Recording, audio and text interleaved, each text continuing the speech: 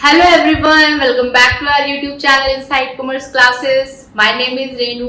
Once again I am here with another video to make your learning easy and interesting. In the last video I have explained function of management, so you can check that video. Without wasting any time, let's begin today's video. आज का जो हमारा topic है that is principles of management.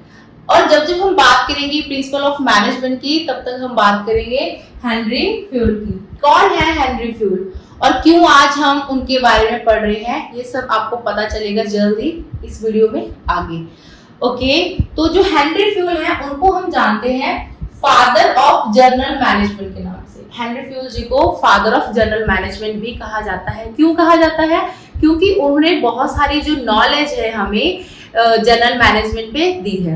उन्होंने हमें 14 principles दिए हैं जो कि हम आज इस वीडियो में डिस्कस करेंगे। उससे पहले हम जान लेते हैं थोड़ा सा हेनरी फ्यूल जी के बारे में। हेनरी फ्यूल का जो बर्थ है वो 29 जुलाई 1841 में हुआ था। कौन सी जगह पे? इस्तांबुल, तुर्की में। और उनकी जो डेथ है 19 नवंबर 1925 में हुई थी, पेरिस, फ्रांस में। और इस टाइम पीरियड के बीच में उन्होंने बहुत ही ज्यादा अच्छे काम किए। अगर हम उनके बचपन से स्टार्ट करें, उनकी जो लाइफ की स्टोरी है, तो उनके फादर एक इंजीनियर थे और उनको किसी काम की वजह से फ्रांस आना पड़ा। तो फ्रांस में आके उन्होंने, हेनरी फ्यूल जी ने अपनी जो एजुकेशन है वहां से अपनी करी है। उन्होंने वहां से अपनी ग्रेजुएशन करी। ग्रेजुएशन के बाद उन्होंने अपना करियर स्टार्ट किया एज अ माइनिंग इंजीनियर। उसके बाद उसी कंपनी में उनके टैलेंट को देखते हुए वहां का उनको जनरल मैनेजर बना दिया गया। जब वो वहां के जनरल मैनेजर बने तो उस कंपनी की जो हालत थी अच्छी नहीं थी। That company was about to bankrupt. इसका क्या मतलब है कि वो जो कंपनी थी वो किसी भी वक्त दिवालिया हो सकती थी। वो कंपनी डूबने वाली थी। बैंकरप्ट का मतलब होता है जब किसी कंपनी में बहुत ज्यादा लॉसेस हो रहे हो या फिर उस कंपनी में बहुत ज्यादा लोन हो चुका हो उस कंपनी के ऊपर। और जब उन्होंने उस कंपनी की कमांड अपने हाथों में ली, उसके बाद उन्होंने अपनी जो मैनेजमेंट की सूझबूझ थी, जो उनकी क्रिएटिव थिंकिंग थी, उसकी मदद से उन्होंने उस कंपनी को यहाँ से यहाँ पे पहुंचा दी। जब वो उस कंपनी से रिटायर होते हैं तो वो कंपनी फ्रांस की one of the most successful company थी। उन्होंने कंपनी को टॉप पर पहुंचा दिया। इसके अलावा वो बहुत अच्छे ऑथर भी थे। उन्होंने एक बुक, उन्होंने बहुत सारा जो रिटर्न में हमें वर्क दिया है अपना, उनमें से उनकी एक बुक है जर्नल एंड इंडस्ट्रियल मैनेजमेंट, जो बहुत ज्यादा फेमस बुक है। वो डायरेक्टर ऑफ माइंस भी रही है। तो ये तो सब कुछ था हेनरी फ्यूल जी के बारे में।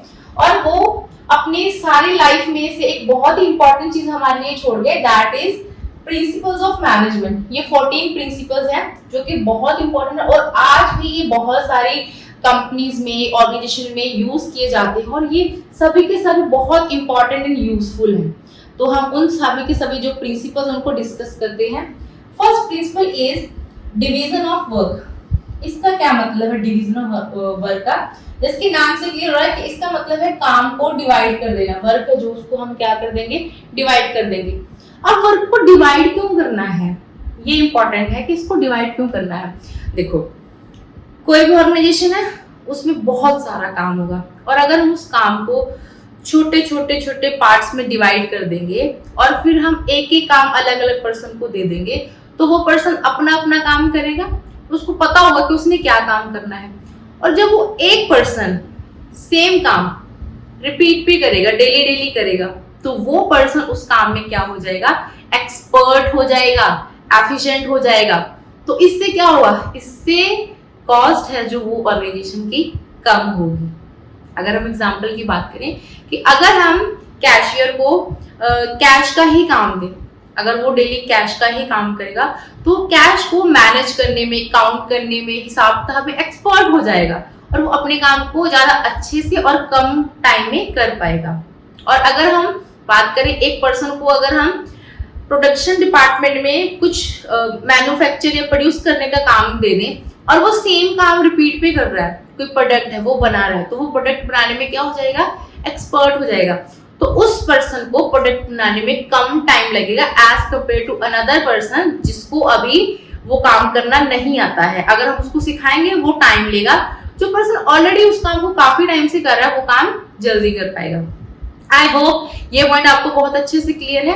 अगला जो प्रिंसिपल है मैनेजमेंट का, that is authority and responsibility. Authority का मतलब होता है अधिकार एंड रिस्पॉन्सिबिलिटी का मतलब होता है जिम्मेदारी। अब जिम्मेदारी एंड अधिकार ये दोनों चीजें साथ साथ चलनी चाहिए बैलेंस में। इनमें से अगर कोई भी एक चीज आप किसी पर्सन को दोगे और दूसरी चीज नहीं दोगे तो वो पर्सन अपना काम अच्छे से नहीं कर सकता। Then you just forget about it. क्यों?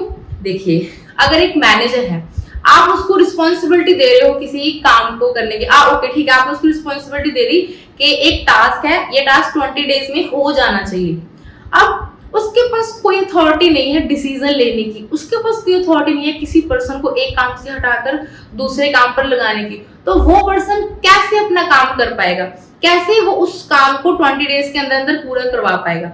अगर उस पर्सन के पास राइट्स हैं कि वो जब चाहे जिस पर्सन को बुलाकर जो काम चाहे करवा सकता है, और जब वो चीज, अगर उसको कोई चीज खरीदनी है काम के लिए, जब वो चाहे वो चीज खरीद सकता है, अगर वो अपने अकॉर्डिंग डिसीजन ले सकता है, मींस उसके पास अथॉरिटी है, तभी वो पर्सन अपनी रिस्पॉन्सिबिलिटी अच्छे से निभा सकता है। तो उस जो प्रिंसिपल है अथॉरिटी एंड रिस्पॉन्सिबिलिटी, वो कहता है कि दोनों चीजें बैलेंस में होनी चाहिए। I hope it is clear. अगला पॉइंट है डिसिप्लिन। डिसिप्लिन ये तो ऐसी चीज है जो हर एक ऑर्गेनाइजेशन में होनी चाहिए, हर एक पर्सन की लाइफ में भी होनी चाहिए। डिसिप्लिन का मतलब है कि सभी जो एम्प्लॉयज हैं अपने एम्प्लॉयर का, अपने मैनेजर का दिया हुआ इंस्ट्रक्शंस फॉलो करें, जो उस ऑर्गेनाइजेशन के रूल्स एंड रेगुलेशंस हैं, जो वहाँ पे नियम बने हुए हैं, उनको अच्छे से फॉलो करें और डिसिप्लिन में रहे एम्प्लॉयज, डिसिप्लिन में रहकर काम करें, तो वो ऑर्गेनाइजेशन क्या होगी? सक्सेसफुल रहेगी अपने वर्किंग में। Another point is unity of command. ये बहुत इंटरेस्टिंग पॉइंट है यूनिटी ऑफ कमांड का। इसको ऐसे समझते हैं कि ये एक मैनेजर है, ठीक है, और ये एक क्या है उसका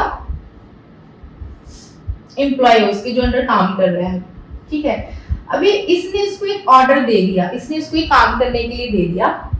सेम टाइम पे एक दूसरे डिपार्टमेंट का मैनेजर है, उसने भी इसको एक काम करने के लिए दे दिया। अब ये पर्सन कंफ्यूज हो जाएगा कि पहले मैं इनका काम करूं या पहले मैं इनका काम करूं। तो ना तो वो अच्छे से इनका काम कर पाएगा, ना ही वो अच्छे से इनका काम कर पाएगा।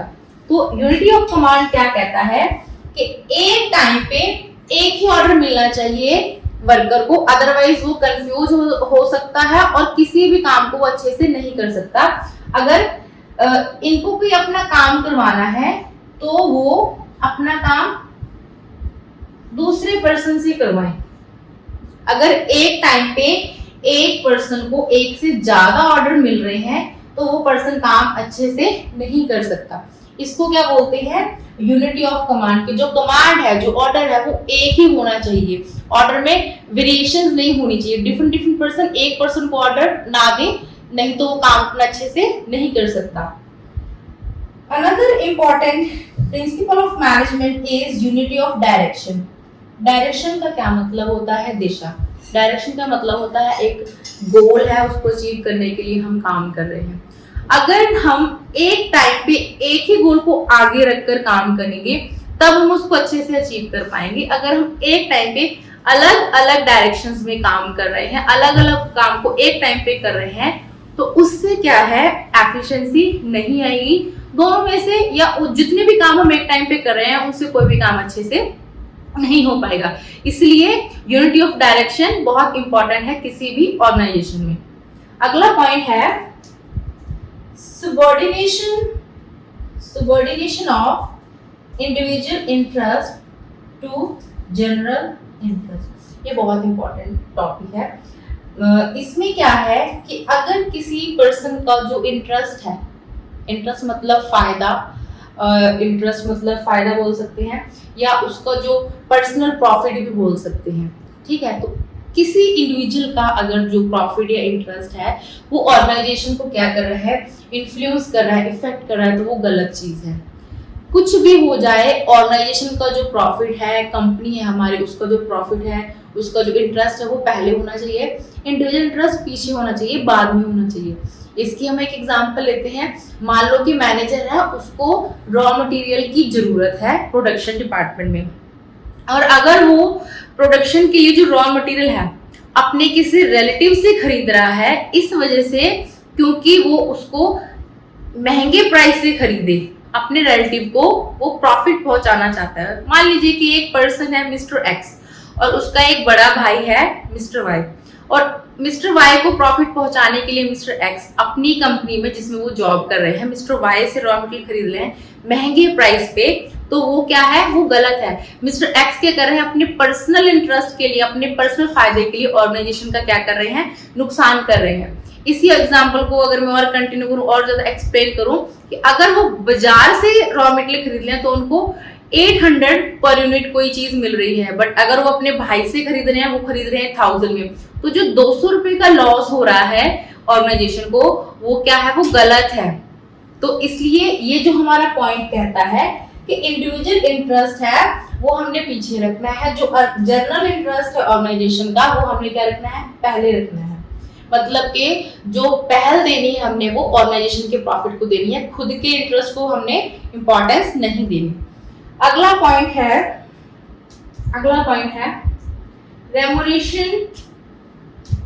Remuneration of employees. इसका रेम्युनरेशन का मतलब होता है मेहनताना, जो हमको एम्प्लॉइज को सैलरीज देते हैं, वेजेस देते हैं, ये इसका मतलब है। अब रेम्युनरेशन ऑफ एम्प्लॉइज में क्या है कि जब वो काम करते हैं एम्प्लॉइज ऑर्गेनाइजेशन में, तो उनको उनके काम के अकॉर्डिंग पे मिलना चाहिए। उनको हम कम से कम इतना तो पे करें कि वो अपने अच्छा लिविंग स्टैंडर्ड मेंटेन कर सके। क्यों, अब ये चीज क्यों जरूरी, थोड़ा इसको और एक्सप्लेन करते हैं। मान लो कि अगर कोई पर्सन ऑर्गेनाइजेशन में काम कर रहा है, उसको उसके काम के अकॉर्डिंग पे नहीं किया जा रहा, तो फर्स्ट तो है उसकी बेसिक नेसेसिटीज पूरी नहीं होंगी, उसके दिमाग में टेंशन रहेगी, उसको ये रहेगा कि मेरी घर की जरूरतें पूरी नहीं हो पा रही। इस वजह से वो क्या करेगा, वो ट्राई करेगा कहीं और जॉब ढूंढने की जहाँ पे उसको अच्छी वेजेस मिल सके, अच्छी जहाँ पे उसको सैलरी मिल सके। तो वो ऑर्गेनाइजेशन में अच्छे से फोकस नहीं कर पाएगा काम करने में, और इस दौरान अगर उसको जॉब कहीं और मिल जाती है, ऑर्गेनाइजेशन छोड़ के चला जाता है, तो भी कंपनी को लॉस है, क्योंकि एक अच्छा ट्रेन्ड एंड स्किल्ड वर्कर क्या है, कंपनी को छोड़ के जा रहा है। तो रेम्युनरेशन है जो एम्प्लॉयज को एक एप्रोप्रिएट वे में मिलना चाहिए, जितना के वो डिजर्व करते हैं, उनको उनसे कम नहीं मिलना चाहिए। इतना तो हो के कम से कम वो अपने एक अच्छा लिविंग स्टाइल क्या है, मेंटेन कर सके। हमारा जो नेक्स्ट पॉइंट है that is centralization and decentralization. इसका क्या मतलब है, इसका मतलब है केंद्रीकरण हिंदी में, एंड इसका मतलब है विकेंद्रीकरण। इसको हम एक एग्जांपल की मदद से समझते हैं। एक पर्सन है, मैनेजर लगा लो, इसके अंडर क्या है, अलग अलग लोग क्या कर रहे हैं, काम कर रहे हैं, और ये जो अलग अलग पर्सन काम कर रहे हैं, इनके पास कोई राइट नहीं है, कोई अथॉरिटी नहीं है डिसीजंस लेने की। इनको जस्ट ये बोला गया है कि जो मैंने ऑर्डर दे दिया आपने क्या करना है, वो फॉलो करना है। ये पर्सन क्या करता है, इंस्ट्रक्शंस देता है इनको, और ये जो लोग इसके साथ काम कर रहे हैं, इसके अंदर काम कर रहे हैं, उनको जस्ट उनकी इंस्ट्रक्शंस क्या है, फॉलो करनी है। कहने का मतलब सारी की सारी पावर इस पर्सन के हाथ में है। छोटे से छोटा डिसीजन ये पर्सन खुद लेता है, किसी के पास कोई पावर्स नहीं है डिसीजंस लेने की। तो इसको हम क्या बोलते हैं, सेंट्रलाइजेशन। और इसकी अगर हम ऑपोजिट बात करें तो यही पर्सन अगर थोड़ी थोड़ी पावर सबको डेलीगेट कर दे, सबको थोड़ी थोड़ी पावर्स दे दे, जिसके अलग अलग डिपार्टमेंट्स है, ये प्रोडक्शन में कोई पर्सन है, ये सेल्स में कोई पर्सन है, ये अकाउंट्स डिपार्टमेंट में कोई पर्सन है, और ये जैसे कि एडवर्टीजमेंट डिपार्टमेंट है उसमें कोई पर्सन है। ये अगर उनको थोड़े थोड़े राइट्स दे दे, थोड़ी थोड़ी अथॉरिटी दे दे कि आप जरूरत पड़ने पर जो डिसीजंस हैं ले सकते हो काम करने के लिए, तो उसको हम क्या बोलेंगे, डिसेंट्रलाइजेशन बोलेंगे। जब पावर्स हैं जो एक पर्सन के हाथ में नहीं होती, अलग अलग लोगों को डेलीगेट कर दी जाती हैं, तो उसको हम डिसेंट्रलाइजेशन बोलते हैं। और जब सारी की सारी पावर्स ऑर्गेनाइजेशन में सिर्फ एक पर्सन के हाथ में, वही कंट्रोल कर रहा है सबको, सारे मेजर डिसीजंस ले रहा है, उसको हम क्या बोलते हैं, सेंट्रलाइजेशन बोलते हैं। जो सेंट्रलाइजेशन है ये स्मॉल ऑर्गेनाइजेशन के लिए अच्छी चीज है, और जो डिसेंट्रलाइजेशन है वो हमें बिग ऑर्गेनाइजेशन में देखने को मिल सकती है। Next point is scalar chain. इस पॉइंट को एक हम डायग्राम की मदद से समझते हैं। जो हेनरी फ्यूल है उसका कहना था कि जो कम्युनिकेशन है ऑर्गेनाइजेशन में वो एक सीक्वेंस में होना चाहिए। ये पर्सन है A, B, C, D, E, F, G, H and R. Henri Fayol के अकॉर्डिंग जब भी कम्युनिकेशन होगा ऑर्गेनाइजेशन में तो वो एक स्ट्रिक्ट ऑर्डर में होना चाहिए। मतलब कि अगर ई पर्सन को ए से बात करनी है तो वो डायरेक्ट नहीं करेगा, वो पहले डी से कांटेक्ट करेगा, डी के बाद वो सी के बाद डी, बी के बाद फिर वो ए तक पहुंचेगा। अपनी जो भी उसने बात पहुंचानी है वो ऐसे एक ऑर्डर में पहुंचेगा। वैसे ही अगर ए ने ई को कोई बात कहनी है तो वो डायरेक्ट नहीं बोलेगा, वो भी ऐसी ये जो सीक्वेंस है ये फॉलो करेगा। तो ये जो चेन है इसको हम क्या बोलते हैं, स्केलर चेन बोलते हैं। सेम अगर ए को आई के साथ कांटेक्ट करना है तो पहले वो एफ से कांटेक्ट करेगा, फिर जी से, फिर उसके बाद एच से, उसके बाद ए की जो बात है वो किस तक पहुंचेगी, आई तक पहुंचेगी। अब इसका जो एक्सेप्शन है वो ये है कि अगर डी को एक्स के साथ कांटेक्ट करना होगा तो वो क्या करेगा, डायरेक्ट कांटेक्ट कर सकता है एच के साथ, बट उससे पहले उसको क्या करनी पड़ेगी, सी से और इसको जी से परमिशन लेनी पड़ेगी, जिसको हम क्या बोलते हैं, गैंगप्लैंक बोलते हैं। और ये इमरजेंसी के केस में होता है। तो ये जो गैंगप्लैंक है वो क्या है, स्केलर चेन का एक्सेप्शन है।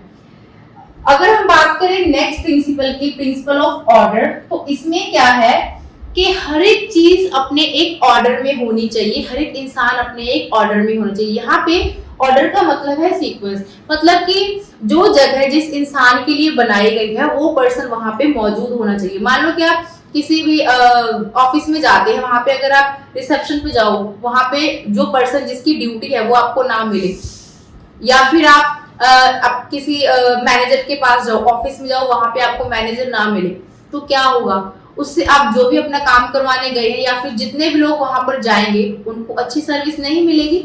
वैसे ही एक अगर हम एग्जांपल एक बड़ी ऑर्गेनाइजेशन की, बड़ी एक जो कंपनी है वहां पे लोग काम करते हैं, जिनके लिए जो जगह बनी हुई है वो अपनी जगह पे मौजूद होने चाहिए और वो अपना वहीं पे रहकर काम करे। वैसे ही जो चीज जो जिस जगह पर होनी चाहिए, अगर हम बात करें एक फैक्ट्री की, तो वहां पे बहुत सारे हमें मशीनरी और इंस्ट्रूमेंट चाहिए होंगे प्रोडक्शन के लिए और बहुत सारे कामों के लिए। अगर वो चीजें वहां पर नहीं होगी तो काम करने में डिले होगा, टाइम वेस्ट होगा, चीजें खो जाएंगी, उसकी वजह से क्या होएगा, कॉस्ट बढ़ेगी हमारी। तो जो ऑर्डर है, प्रिंसिपल ऑफ ऑर्डर है, वो क्या कहता है, हर एक चीज और हर एक इंसान अपनी अपनी जगह पे होनी चाहिए जहाँ पे उनके लिए जगह बनी हुई है। अगला जो पॉइंट है दैट इज इक्विटी।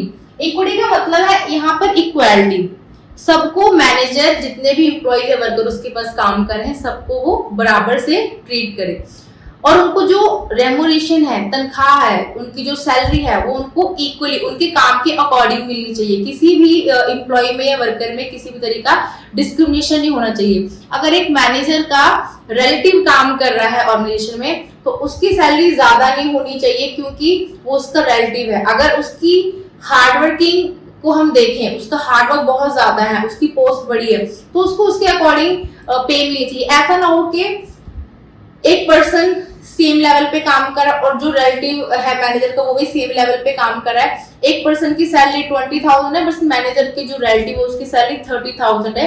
ये चीज गलत है। सबको उसने इक्वालिटी से ट्रीट करना है किसी भी बेसिस पे, चाहे तो वो रिलीजन है, कास्ट है, किसी भी चीज पे उसने क्या है, डिस्क्रिमिनेशन नहीं करना है। अगला पॉइंट है स्टेबिलिटी ऑफ पर्सनल। इसका क्या मतलब है? इसका मतलब है कि जो भी एम्प्लॉयज हैं ऑर्गेनाइजेशन में काम कर रहे हैं वो क्या है, वो जल्दी जल्दी ऑर्गेनाइजेशन को छोड़कर जाए ना। मतलब कि एक पर्सन आया, उसने ट्रेनिंग ली, उसने वर्किंग जो इन्वायरमेंट है ऑर्गेनाइजेशन का समझा, उसने अच्छे से काम किया। जब वो काम में एक्सपर्ट हो गया तो वो काम छोड़कर चला गया किसी और, उसने कंपनी को ज्वाइन कर लिया, किसी और फर्म को ज्वाइन कर लिया, और उसके बाद फिर एक नया पर्सन आया, उसको ट्रेनिंग दी गई, वो अच्छे से काम करने लगा, जब वो काम में एक्सपर्ट हो गया तो वो काम छोड़कर चला गया। तो इससे क्या होगा, जो स्टेबिलिटी है वर्कर्स की वो बहुत ज्यादा कम है ऑर्गेनाइजेशन में, इससे कॉस्ट बढ़ती है, क्योंकि जो एक्सपर्ट्स हैं, एफिशिएंट वर्कर है, वो तो काम छोड़कर जा रहे हैं, और जो न्यू आएंगे उनको क्या करना पड़ेगा, ट्रेन करना पड़ेगा। तो ट्रेनिंग में क्या चाहिए होता है, बहुत सारा हमें रिसोर्सेज चाहिए होते हैं, और हमारे बहुत सारे पैसे भी खर्च होते हैं। तो principle of stability of personal क्या कहता है कि हमें जो एम्प्लॉइज आ रहे हैं, जो वर्कर्स आ रहे हैं, काम हम जिनको सिखा रहे हैं, ट्रेन कर रहे हैं, वो एक ही हमारे ही कंपनी में रहे। अगर वो बार बार काम छोड़कर जाएंगे, न्यू आएंगे, तो उससे हमारी क्या है, एफिशिएंसी तो कम होगी, साथ में हमारी कॉस्ट भी क्या होगी, इंक्रीज होगी। अगला है इनिशिएटिव। इनिशिएटिव का मतलब होता है पहल करनी, फर्स्ट स्टेप लेना। तो ऑर्गेनाइजेशन में इतना पॉजिटिव और अच्छा इन्वायरमेंट होना चाहिए, इतना ज्यादा अप्रिशिएट करना चाहिए वर्कर्स को और एम्प्लॉयज को, कि जो भी उनके पास ग्रेट आइडियाज हैं या थॉट्स हैं, वो अपने के सारे आइडियाज या थॉट्स क्या है, शेयर कर सके अपने मैनेजर के साथ, ताकि अगर उनमें से कुछ बेस्ट है जो ऑर्गेनाइजेशन के लिए बहुत ही अच्छा है, वो उस आइडिया को पिक कर सके, उसको इम्प्लीमेंट कर सके।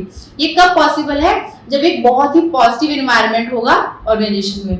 इनिशिएटिव में क्या है, और थोड़ा और इसको अगर हम एक्सप्लेन करें तो, कि जो एम्प्लॉइज हैं वो आगे आकर जो भी ऑर्गेनाइजेशन में प्रॉब्लम्स आ रही हैं उनके लिए सोल्यूशन दे सके, और उनके लिए जो क्रिएटिव वे है काम करने के उनको सुजेस्ट कर सके मैनेजर को।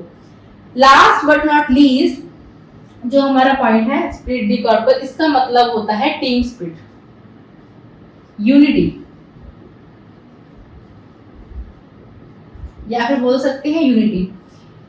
ऑर्गेनाइजेशन में यूनिटी का होना बहुत ज्यादा जरूरी है। अगर एम्प्लॉइज खुद को टीम का एक हिस्सा मानेंगे और वो एक दूसरे के साथ कॉपरेट करेंगे, कॉपरेट करके काम करेंगे, तो वो ऑर्गेनाइजेशन क्या है, सक्सेसफुली वर्क कर सकती है। तो ये तो हमारे हो गए 14 प्रिंसिपल्स ऑफ मैनेजमेंट, जो कि बहुत ज्यादा जरूरी है हर एक ऑर्गेनाइजेशन में काम करने के लिए। आई होप कि आपको आज का टॉपिक सारा का सारा समझ आया होगा। Thanks for watching, like my video, subscribe my channel. मिलते हैं अगली वीडियो में।